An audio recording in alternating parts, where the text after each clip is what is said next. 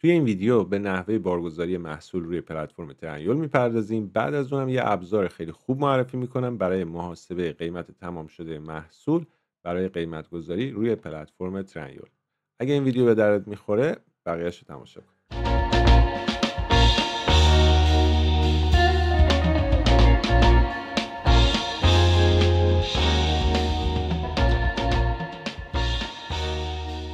درود دوستای عزیز، وقتتون بخیر. امیدوارم که خوب و سلامت باشین. من نریمانم. بریم سراغ قسمت دوم آموزش فروش روی پلتفرم ترنیول. ما توی قسمت قبل راجع به منوی اصلی نوار ابزار بالا صحبت کردیم. توی این قسمت میخوایم ببینیم چجوری میتونیم محصول خودمون رو بارگذاری کنیم و چجوری قیمت مناسب رو براش انتخاب بکنیم. من یه راست میرم سراغ منوی ارون، تب ارون رو باز میکنم. ارون لیست سی که نمایش میده محصولاتی رو که در حال حاضر داریم. ایچرک دولدولوک پنری در واقع همون جاییه که محتوا، تصاویر، ویدیوها و بقیه موارد رو شما میتونید بررسی کنید تا اگر نیاز به آپدیت داره آپدیت انجام بدید. توپلو ارون ایشلملری همون قسمتیه که شما میتونید محصولات رو به صورت گروهی یا تعداد بالا به صورت فایل اکسل خروجی بگیرید یا آپلود کنید. ارون اکله که الان میریم سراغش، بخش آپلود محصوله. گورسل گالریسی که مشخص گالری تصاویر. ویدیو مرکزی هم که مرکز ویدیو محصولاتمونه. اتوماتیک فیات لندیرمام همونجور که توی اپیزود قبلی هم گفتم بخشیه که محصولاتی که وارد بای باکس میشه اینجا میتونید تنظیماتی قرار بدید تا قیمت شما نسبت به قیمت رقبا به صورت اتوماتیک تنظیم بشه. بلگه و تسجیل ایشلملری هم اگر صاحب برند هستید و مارکا تسجیلی گرفتید اینجا میتونید بارگذاری کنید. خب بریم سراغ ارون اکله. وقتی که میخوایم محصول اضافه کنیم روی ترنیول چند راه اصلی داره. اگر اون محصول قبلا روی پلتفرم قرار داده شده باشه، فروشنده دیگه اون محصول رو قرار داده باشه، شما به راحتی میتونید پیداش کنید. به سه روش ممکنه این کار. از طریق لینک، ترنیول لینک ایل آرا. زمانی که شما لینک رو اینجا وارد کنید و روی آرا کلیک بکنید اون محصول رو پیدا میکنه، به راحتی میتونید به فروشگاهتون اضافه کنید. از طریق بارکد ایل ارون آرا یا از طریق اسم محصول. این برای محصولاتی هستش که شما میخواید در واقع به فروشگاهتون اضافه کنید ولی اون محصول قبلا روی ترنیول قرار داره. مثلا من از طریق اسم سامسونگ رو جستجو میکنم.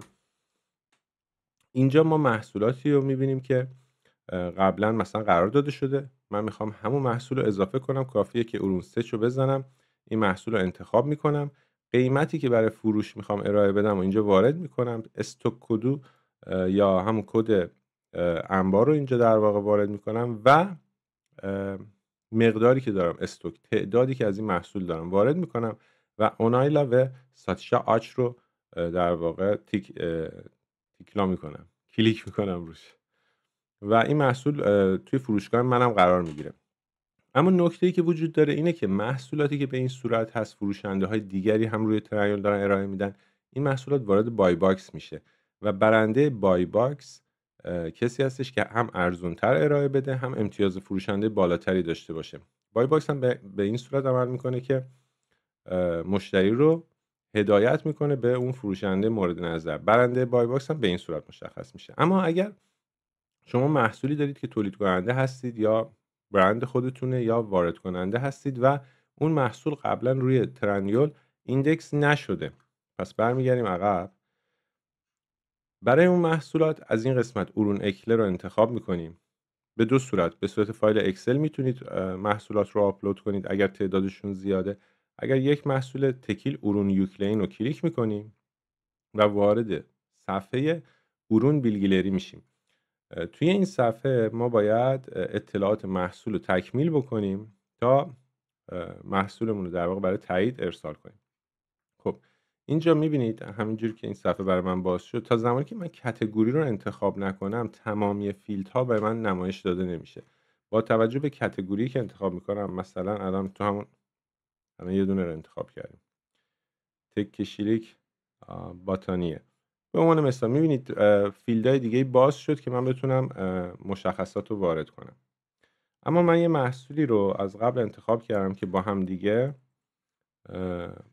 بارگذاریش کنیم. خب من اینجا اسم محصولم و مشخصاتش رو خب از قبل آماده کردم، اما برای محصول شما با توجه به محصولتون شما بهتره اون کیوردهای اصلی رو پیدا کنید، کلیدواژه‌های اصلی رو پیدا بکنید و دقیق و کامل اسم محصولتون رو وارد کنید. اینجا محصول من یه عروسک اسباب بازیه. خب کد مدلش هم من خیلی سریع وارد میکنم. کاتگوری میشه پلوش اویونجک.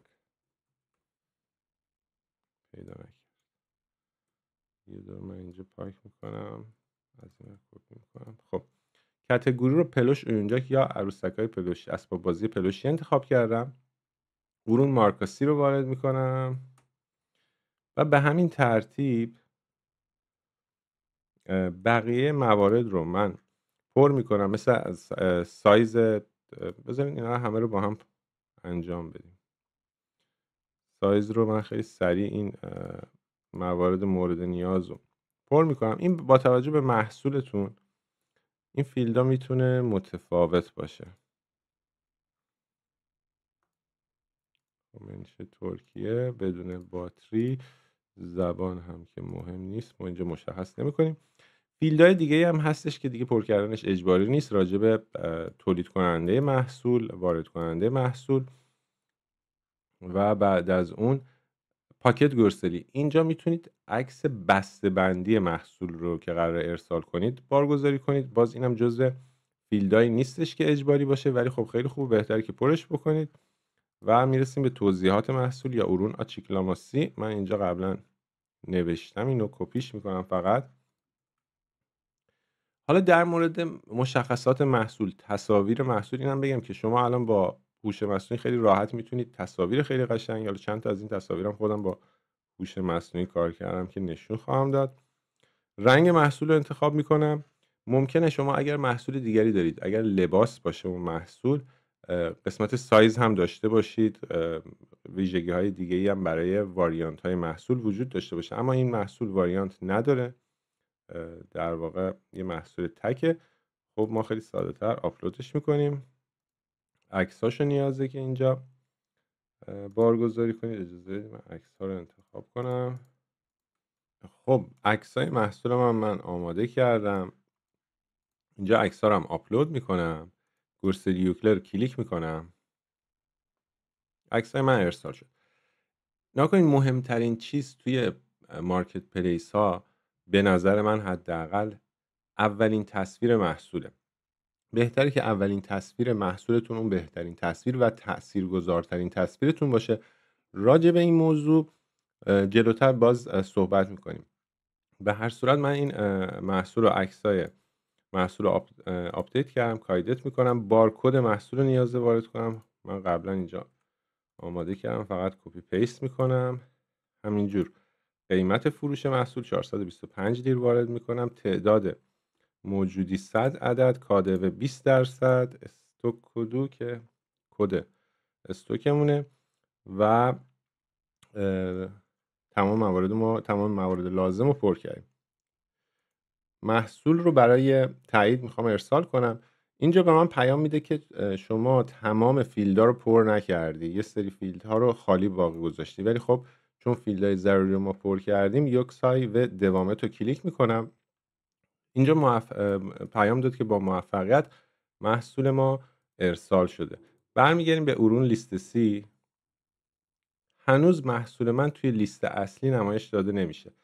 اگر نگاه بکنید اینجا اونای سورجیندکی ورونلر رو ما داریم، محصولاتی که منتظرن که تایید بشن. الان این محصولی که ما اضافه کردیم اون وارد این بخش شده و منتظره که تایید بشه تا وارد لیست اصلی محصولات ما قرار بگیره. خب آپلود کردن محصول کار خیلی سختی نبود روی ترنیول. اما چجوری ما قیمت رو محاسبه کنیم؟ با توجه به اینکه ما یک کمیسیون مشخصی به ترنیول میدیم، 20% کادوه یا مالیات مصرف کننده هست از این مبلغ. چجوری این رو محاسبه کنیم؟ هزینه کارگو رو در نظر بگیریم. برای این کار چند تا ابزار خیلی خوب وجود داره که من در ادامه یکی دو تاشو معرفی میکنم.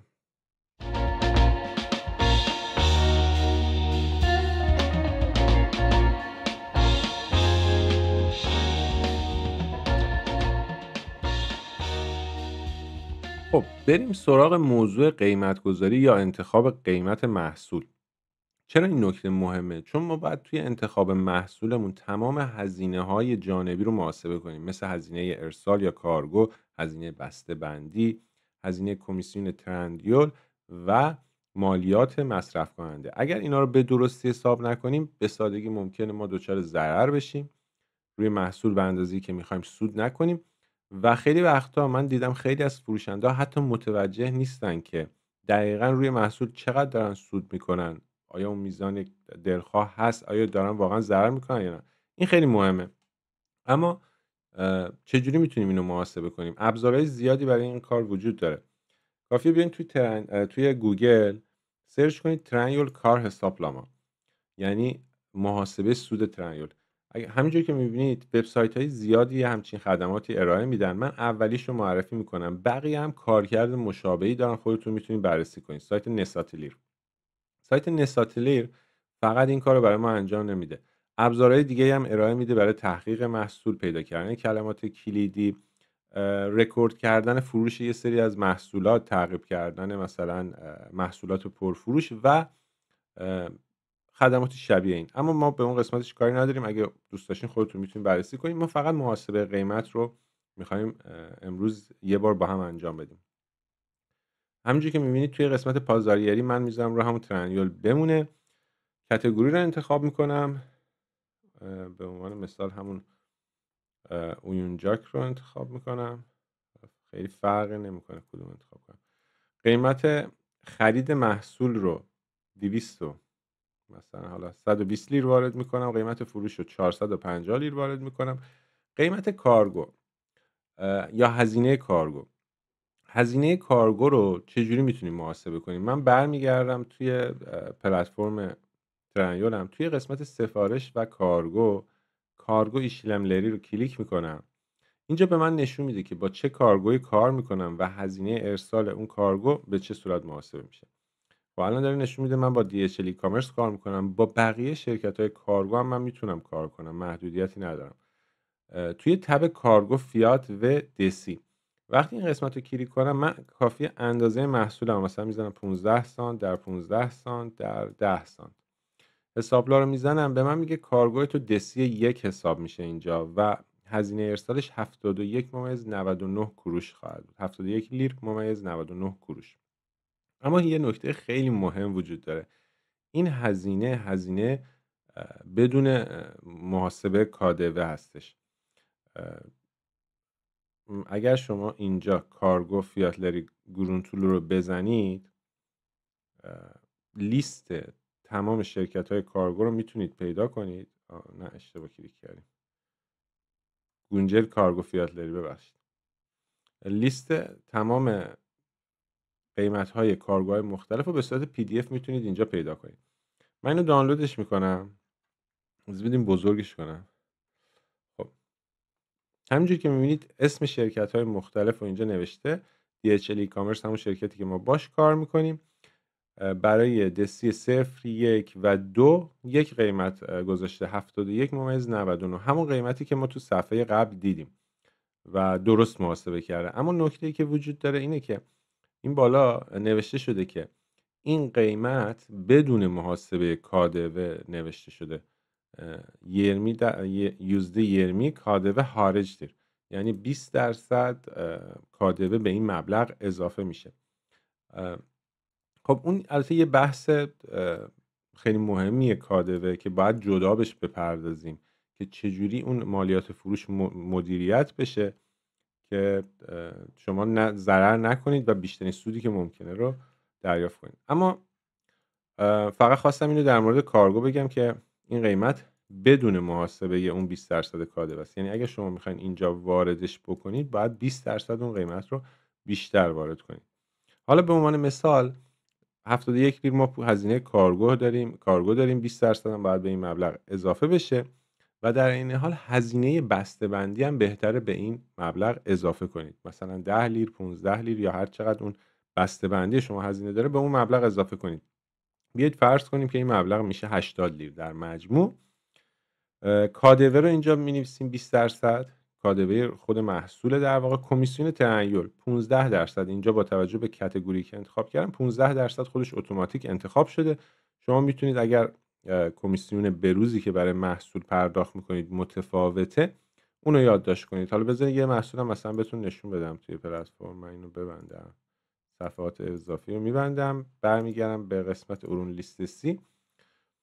توی قسمت لیست محصولات هم من کمیسیون بروزی که برای اون محصول دارم پرداخت میکنم و میتونم مشاهده کنم، چون خیلی وقتا کمپین هایی وجود داره که ترنیول کمیسیون ها رو کاهش میده. خب یه دور لود کرد دوباره. خب نکنید الان من 15/20 دارم برای این محصول کمیسیون میدم به ترنیول. خب همین عدد رو دقیقاً اینجا وارد میکنم. خب من همه اطلاعات رو وارد کردم. کارگو تیپی استراتژیا آیت، یعنی هزینه کارگو از طرف فروشنده پرداخت میشه. کمیسیون حسابلا رو میزنم. اینجا هم نوشته آلیش ساتیش و کارگو فیاتلرینا کادوه داخل گیرمنیز گرک مکتدیر، یعنی اینکه هزینه کارگو، خرید محصول و فروش، همه اینا رو شما با محاسبه کادوه بنویسید که توی محاسباتتون اشتباهی پیش نیاد. خب وقتی من کمیسیون حسابلا رو زدم، این قسمت کار یا همون سود من رو نشون میده. میگه تو اگر این محصول رو بخری 120 لیر و بفروشی 450 لیر، 139 لیر میزان سود تو هستش تقریبا. میزان کادوه محصول که این پولیه که شما به دولت مقروض میشین در واقع، بعدا باید پرداخت کنید، 28 لیره. کار اورانی یا درصد سودتون 115% با توجه به قیمت خرید محصول در واقع این عدد محاسبه میشه. استوپاج بدلی، هیزمت بدلی و بقیه هزینه‌هایی که از شما کسر میشه توی پروسه فروش هم اینجا محاسبه شده. حتی میتونید یاتریم گری دونوش اورانی یا نرخ بازگشت سرمایه رو ببینید. کمیسیونی که به ترنیول ما میدیم برای این فروش 68 لیره و بقیه اطلاعات دیگه‌ای که شما نیاز دارید برای قیمت گذاری روی این محصول. نکته‌ای که وجود داره در مورد قیمت گذاری، یکیش همون که گفتم تمام قیمت‌ها رو، کادوه ها رو چک کنید، قیمت‌ها رو با احتساب کادوه وارد کنید. نکته دوم محاسبه هزینه کارگو و بسته‌بندی. این محاسبات هم توی انتخاب قیمت و تعیین قیمت لحاظ کنید که دچار ضرر زیانی نشید. خب اینم از قسمت قیمت گذاری. حالا تولزهای دیگه، ابزارهای دیگه هم شبیه همین وبسایت نساتیلی رو وجود داره که همین کارو براتون میکنه. خیلی تفاوتی نداره، خیلی خدمات دیگه هم ممکنه ارائه بدن. خب فکر میکنم برای این قسمت کافی باشه. اگر جایی سوالی براتون وجود داشت حتما برام پیام بذاریم، به محض اینکه ببینم پاسخ میدم. امیدوارم که هفته خوبی داشته باشید.